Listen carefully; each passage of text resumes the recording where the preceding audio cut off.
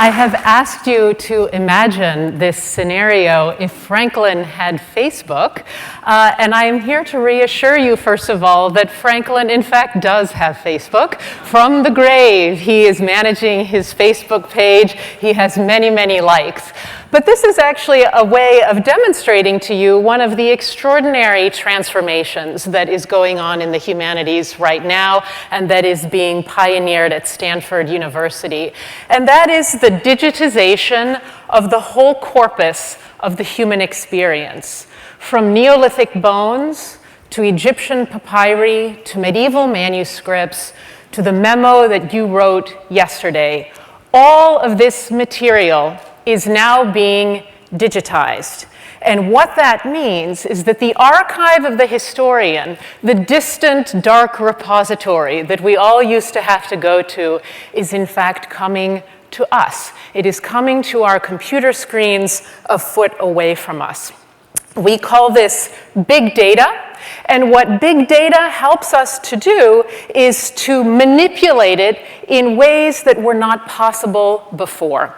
So in the project that I direct at Stanford University, in the new lab that we have for humanities, the Center for Spatial and Textual Analysis, we are analyzing the roughly 20,000 letters that Ben Franklin sent and received over the course of his long life. He was born in 1706, right here in this city. He died in 1790. We don't have the exact number of letters sent and received because many of his letters have been lost. But we are manipulating those letters, and we are able to bring a new Franklin to you, to see a man that we all know so very well in a new way. And this is by looking at something that we never thought of looking at before, which is his social network. It is also allowing us to address new problems. And one of these is what I call the Ben Franklin problem.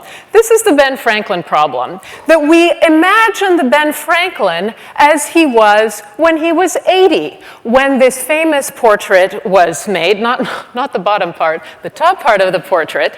And so we imagine that Franklin was always the most famous American in the 18th century, and that he never was something different than that.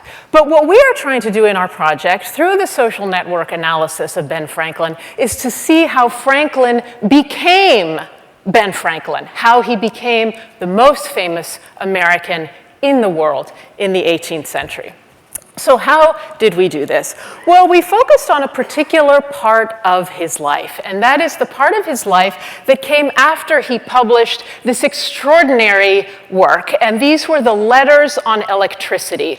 As many of you know, he did the famous electrical experiments, including the kite flying down a little further down the coast.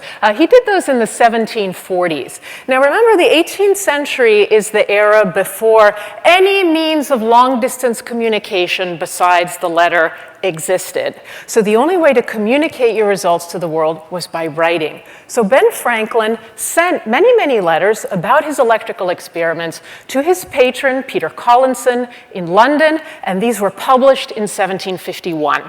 This is what you're looking at right now. Now, what is extraordinary is that this work made Ben Franklin famous on the page. People knew him through a publication. This is like how many of us know President Obama. We know him as a distant figure who we see on our television. This is how Ben Franklin was known.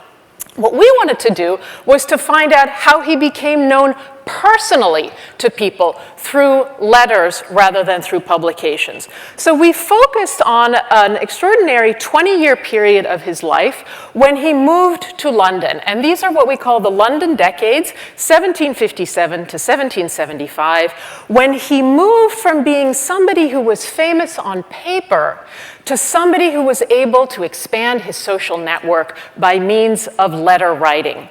During these roughly 20 years, he sent and received exactly 3,480 surviving letters. We have analyzed every single one of those at Stanford. And these are some of the things that we found. That in order to expand his social network, to move from becoming somebody who was known simply through publication to somebody who was known through the personal, intimate contact of the letter, he had, over the course of those 20 years, we have 1757 on the left and 1775 on the right, he had to begin to write more letters to more people. You may look at this and say to yourself, this is so very obvious to me that in order to expand your social network, you have to increase the numbers of letters that you send and received. But what is incredible is that no one had ever asked this question before.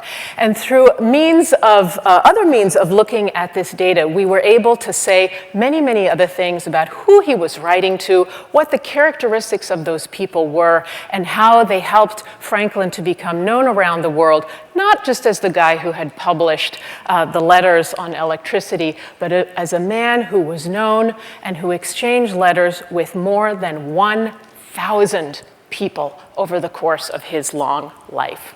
So I want to show you a quick time lapse here of Franklin's network in 1758 when he first left for London. Take a good look at this. Look at his network when he left London in 1775. It is an extraordinarily expanded network. It is not only more letters, it is more letters to people in many, many more places, including Europe. So this is really an extraordinary transformation of somebody's social network.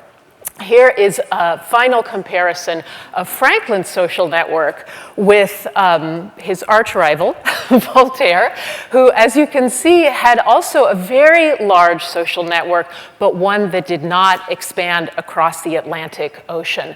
So one of the things that digitization helps us to do is not just to get new answers, but much more importantly, to ask new questions.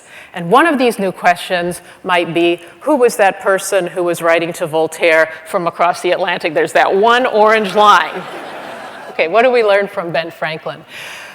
We learned to ask, what are the earliest social networks? The term social network was not coined until the late 19th century. We know we have social networks, but how far back in time can we go to find the earliest social networks? Did Neanderthals have social networks? And how would we as archaeologists or as historians find out the answer to that question?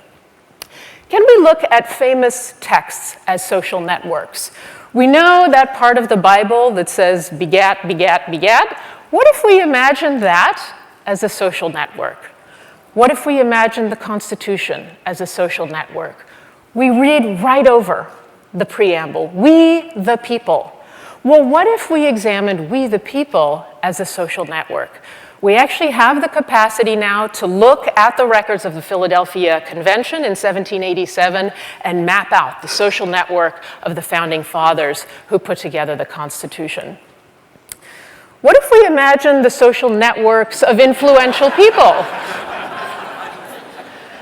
This is Jesus unfriending Judas. Finally, what if we imagined historical events less as events than as social networks?